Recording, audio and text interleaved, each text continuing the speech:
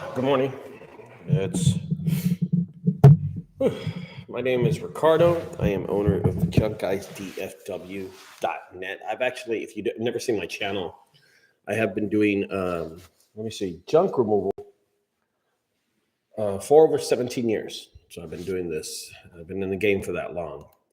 A lot of people out there don't understand how long and what it takes to be in this business for 17 years. So I think when I do these videos, I'm trying to definitely help the community from getting ripped off. I'm definitely trying to help this community of junk removal entrepreneurs and business owners to elevate their business, escalate their business, and innovate their business.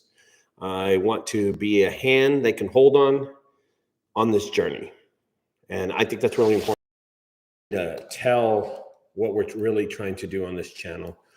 A lot of videos that are stupid, a lot of videos that are funny, a lot of videos that don't make any sense. And one thing I will speak the truth a lot in some of my videos. I love telling people that they're wrong. And I think it's only fair that if you come on YouTube, you're able to get it like you dish it, right? So this video is going to be about when I knew it was time for me to grow my business and expand in my business. And what are some of the key 5 indicators that you know what you need to do to grow your business? Okay, I'm going to get into that really quick.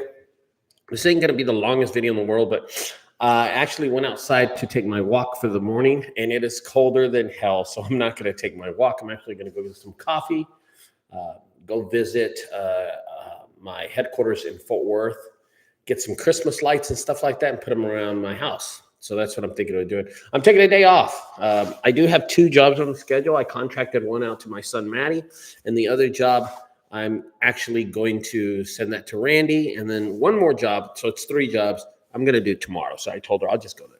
She don't care. Okay, so if you're thinking about taking your junk removal business to the next level, before you dive into a new city or a new location, expand your business, there's a few crucial factors that indicate that you're ready. In this video, I'm going to explore those 5 indicators and what that signal of your business is ready to expand. So, number 1, the most important thing that was to my business when I knew it was ready to expand was the fact that I had never, hey, Alex, good morning. Alex, you saw this video last night because we talked about this last time, but I'm going to get into it a little bit more. I wanted to dominate and be number 1 on Google. That was really important to me. I didn't want to spend money on ads. I didn't want to spend money on leads. I didn't see no reason for me to be on Thumbtack or any of the platforms, especially this platform, Facebook, which really sucks for me anyway.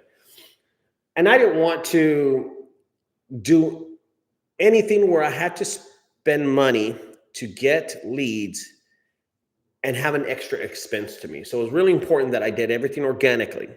When I ranked in Fort Worth, because I came from Fort Worth and I started my business in Fort Worth. When I came in Fort Worth, I was number 1 on just about every category, even junk removal, the category I don't even really care about right now. I was number 1 removing junk. I was number 1 in piano removal, satellite removal, and I still am to this day, refrigerator removal, and I proved it to myself. It was really important that I could concentrate on my local area, which was Fort Worth. First of all, that was the number 1 thing I wanted to do. I wanted to be number 1 in Fort Worth, and I became number 1 in Fort Worth. And this is years and years ago. Now there's so many mixture of companies out there, it doesn't really matter who's number 1 because we're all number 1, right, guys? So, but it was very crucial for me to take my business to that level, have me ranked like that, and really just be dominant, okay? That's when I knew it was time for me to move to Dallas, get a headquarters in Dallas, and build my business and be number 1 in Dallas, okay?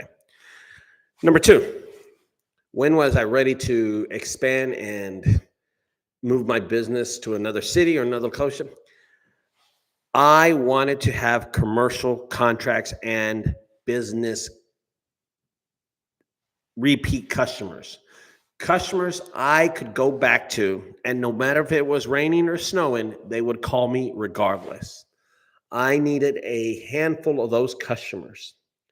And I remember being in Fort Worth and I was getting calls from Colonial. I was getting calls from maybe Holiday. I was getting calls from just like a good 8 or 9 companies that were always using me. Ricardo, we love you. Your prices are great. You're doing good. We want you to be our customer. I even had residential customers call me that they owned a property and they wanted me to go up there and clean it because once a month somebody was dropping, dumping stuff, illegal dumping on the property. So I even had customers like that. What's up, Wally? So it was a series. I wanted to know that even though my customers weren't seeing me on YouTube or weren't seeing me on the Google or Instagram or TikTok, back then I didn't have TikTok anyway, so it doesn't matter. But and Instagram wasn't popular, so it was just Facebook and Craigslist and my website. Back then, if I didn't have those, then I would have my repeat customers, word of mouth customers, and I did. I also checked that off the list. My relationships were established with my commercial partnerships, my businesses that I always was going to. Okay. Number 3, I needed another truck. And I remember the day I bought another truck, I was like, okay, I need 1 truck in Fort Worth. I need 2 trucks in Dallas if I'm going to grow this business. And I started buying a lot of trucks. I've owned over 22 trucks in my lifetime. I've realized that over 17 years, how many you need? You really need 2 or 3, really. I have 4 right now and a Humvee. And the Humvee does only local jobs. It only goes down the street because it's so illegal. Anyway, I knew that I had to grow my business in that form. I would need another fleet of trucks. I need a fleet of trucks. And really not more employees. I didn't want to hire any more employees. I knew that if I moved to another city that I would be able to drive down there and get to the other city. You know what I mean? And the last and final thing, which was the most important thing, okay? I wanted to have money in the bank. Okay, now I want to talk to you about that when it comes to money in the bank because it's really important. There is called a cash flow and there is money in the bank. Money in the bank, it's like money that you save, money that you're saving for a house, money that you're saving in case your significant other gets injured, money that is not used until you really want to use it for like a vacation or something like that, right? A cash flow is the money that is used on a daily basis for your business and is only used for bills, okay? It's the amount of cash and the equivalents that's being transferred in and out of a business. So it's like I remember Ivan doing this video yesterday about how he's in the rat race and just realized that he's been in the rat race for like 10 years. Yeah. It's essentially the movement of money in and out of your business over a specific period. It could be a month, it could be 6 months. Okay. So think about it like a river, right? The inflow is the money flowing into your business. Revenue, sales, marketing, customer payments, loans, anything like that people give you. The outflow is the money flowing out of your business, like expenses, rents, salaries, fixed costs, fixed expenses, any inventory, any trailers, equipment that you're buying.